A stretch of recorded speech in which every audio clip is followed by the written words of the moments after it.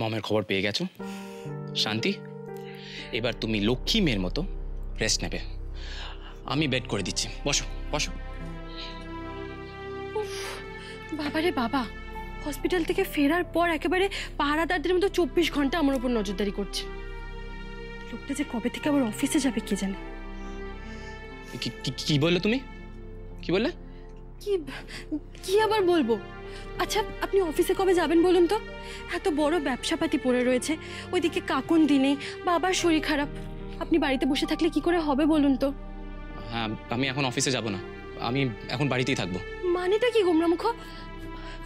আপনি তো অফিসের কাজ নিয়ে এতটা অবহেলা করতেন না, তাহলে এখন আবার হঠাৎ কি হলো আপনার? হ্যাঁ, কাজটা যেমন আমি অবহেলা করব না, তেমন আমি তোমাকেও অবহেলা করতে পারবো না।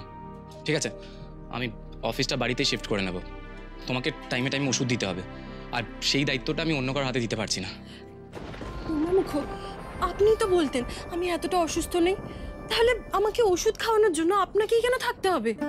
আপনি তো এই দায়িত্বটা অন্য কাউকেও দিয়ে দিতে পারেন।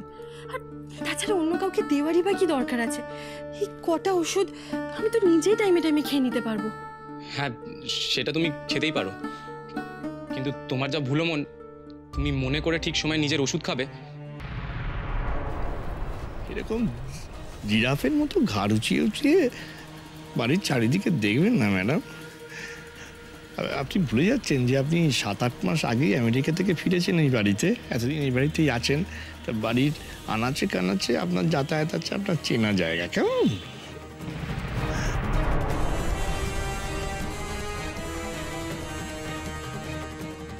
রাধা, কৃষ, শুভেন্দু, তোমরা কোথায়? দেখো, আমি পুজোর বাজার নিয়ে চলে এসেছি।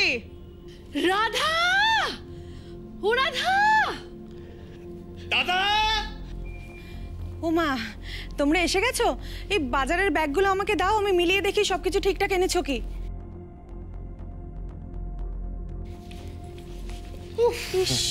কি অবস্থা গো তোমাদের, ঘেমে নিয়ে একেবারে চান হয়ে গেছো।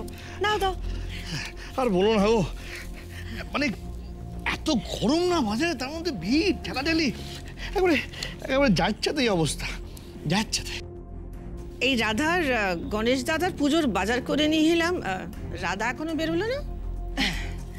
দিদি ভাই, সে আবার আসবে না?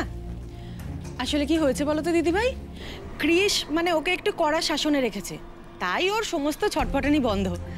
চলে আসবে এক্ষুনি।